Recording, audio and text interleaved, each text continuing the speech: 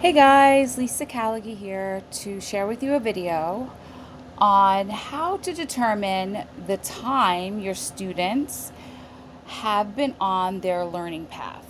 This is an administrator video, so this is for anyone that has access to your school's administrator ExactPath account. Okay, so let's get started. I am logged in as a school administrator, and I'm going to scroll down to where it says our students meeting usage goals. Now, we are going to look at this by subject area. So I'm looking at the time on task for specific subject area, and I can drill down from school to grade level to class and then actually specific students. So that's how far down you can go.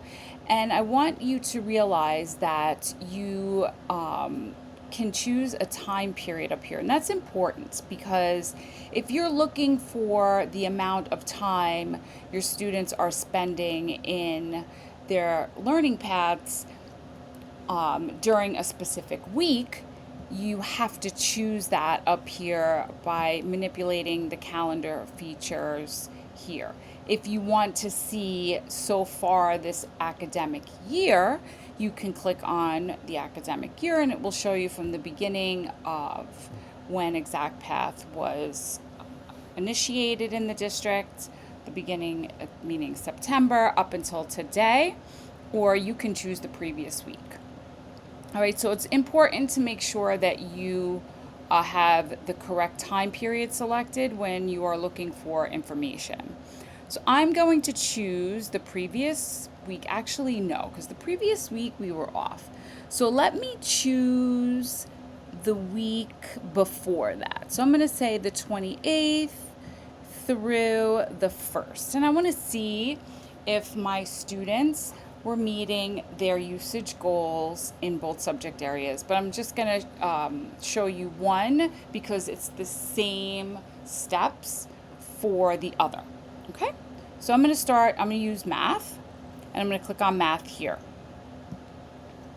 Okay. Just so that you know, if you forgot to choose your time period, you always have the ability to change that up here at any time. Okay?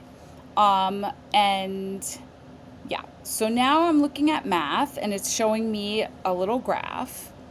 But coming down, now I'm able to see by school. So my entire school, we're looking at Roosevelt School on that week of the 28th through the 1st. The average minutes per week was 46 minutes, and we have 634 active students out of 759 enrolled students. Now, if obviously that doesn't make sense, right? You're saying like, why am I missing students? Well, as we drill down, we'll see more information regarding that, and hopefully it'll make sense. Next, you'll see the average unique skill assessed on their learning path. So at least 1.6 skills were assessed on their learning path in that 1 week. It looks like within that 1 week, on the average, one skill was mastered. And then the average time on task for the assignments, that's different than the learning path. So if teachers assigned assignments, there was 15 minutes per week, and there are 21 students that were actively working on assignments. Okay, and then there is this export feature where you're able to export this information. I'm going to do that in another video. I'll go through the exporting features because there's more information about sorting and filtering when we export. This is just drilling down right now within ExactPath. Okay, so now we see it by school. Then if I click on the school name, it's going to show me, again, I'm here math. I can choose reading, and if I wanted to go back, if I wanted to see, I can click on this back button. We were looking at math. I can easily toggle over to reading and see the same information or the same headers, but different information probably based upon the amount of time and skills that students worked and mastered in the reading on their reading learning paths. Okay? All right, so toggling back to math, I'm going to click on the school name, and now I'm drilling down into grade levels. So here I see I have one enrolled student in kindergarten. That shouldn't be, but we don't have to really worry about that. We have 124 enrolled first grade students, but we have 91 active. So we can actually drill down to see why that's happening in the classroom where our students are not active. But for right now, let's just take a look at what's happening by grade level in terms of time, average time on their learning path. So we can sort these columns. So I can sort lowest to highest, highest to lowest, and it looks like grade 6 has had the most amount of time on their learning path within this week that we specified. Remember, I specified a specific week. You can always choose different weeks. You can choose multiple weeks. If you wanted to do it in a 2-week or in a month, however you want to manipulate the calendar. And then 4th grade next, followed by first. Okay, so you're able to see how many students are active in comparison to how many students are enrolled, and then the minutes per week that they were on their learning path, right? And then again, now you're able to see how many unique skills were assessed, the average on their learning paths. So this mastery quizzes, the mastery tests, right? So you're seeing, it looks like even though grade 6 spent the most time on their learning path, it looks like grade 1, they assessed more unique skills on their learning path. Then you could see how many unique skills were mastered, and that looks like grade 4 and grade 2 had the highest average skills mastered. Okay, and then any assignments that were assigned to students, you can see how many students had assignments and how much time they spent per week or that week in their assignments. Okay, so then from here we can drill down even further. So say we're looking at this. So let's just take grade 4, for example. We see there's 120 active students and 142 enrolled. Let's see what's going on here. So I'm going to click on grade 4, and now I can see the actual class names. Now, 4th grade, you can see the reason why we're looking at, and then I clicked on math, and again, you can toggle between the two. I clicked on math, and the reason why I'm seeing both courses is because students are enrolled in both courses, right? So I can easily just sort by class name, right? Lowest to highest, highest, lowest. So now I'm just looking at math, okay? So I have 3 enrolled students in this class, and they're not active. I have 9 enrolled students in this class, and 9 students are active. 22 enrolled and 21 are active. So this is where you're able to see where there are discrepancies between enrolled and active students, and I'll show you how to find who those students are in 1 second, because I want to bring your attention to now the time on task and the learning path. So now we want to see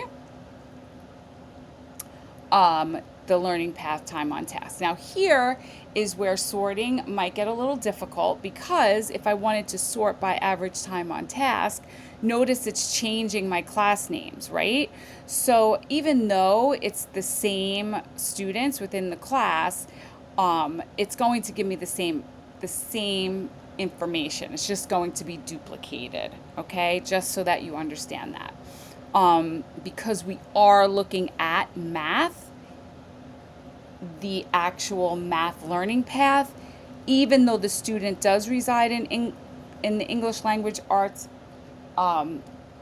enrollment, they're enrolled, they're part of that class, it's still going to give us whatever they did on the math learning path. Okay, so let's do highest to lowest, and we'll see that this class, room 312, had the most time on task, 100 minutes per week, of students, 9 enrolled students. And of course it's repeated because these students reside in both of these classes, followed by the next 72 minutes and so forth. And then you can again look at the skills, how many were assessed, how many were mastered, and if any assignments were worked on. Okay, so this is how you can look by class. And then we talked about looking at students that were enrolled versus active. So if we actually click on that class, we're able to see, right, the usage. Okay, so we have students here, and it looks like this student has not been working in their learning path. So this is the one student. Okay, I clicked on the name. This is the one student that has not been working. Now, this might be a student that has transferred out and the teacher has not removed that student from their class. There is a video on how to do that, so you can point your teacher in that direction on the UC EdTech YouTube channel under the Learning Exact Path videos, so you can have that student removed. But now you're able to look at each student specifically and see their current skill and where they fall within their learning path. If the current skill that they're the grade skill, they're either on grade, or if they are below, how many grades below they are. This is 1, 2 grades. You're able to see more of that information, the average time on task for that week, and specific skills that were assessed and specific skills that were mastered for this particular group of students. And then you can click on each student to get more information. This is going to give you their learning path progress, the detail. So this is going to show you specifically the activity name, the date, the time, how long they were in there, their mastery score, whether it was mastered or not mastered, and if they've gotten any trophies. So this is just for that 1 week, okay? And you're able to download that as a PDF, print it just from this page, or download it as a CSV. Okay, so that is how you can drill down into the time on task for your school on the learning path. Specific time periods that you choose, all the way down to student level, from school to grade to class to student. Okay, I hope this helps. Have a great day.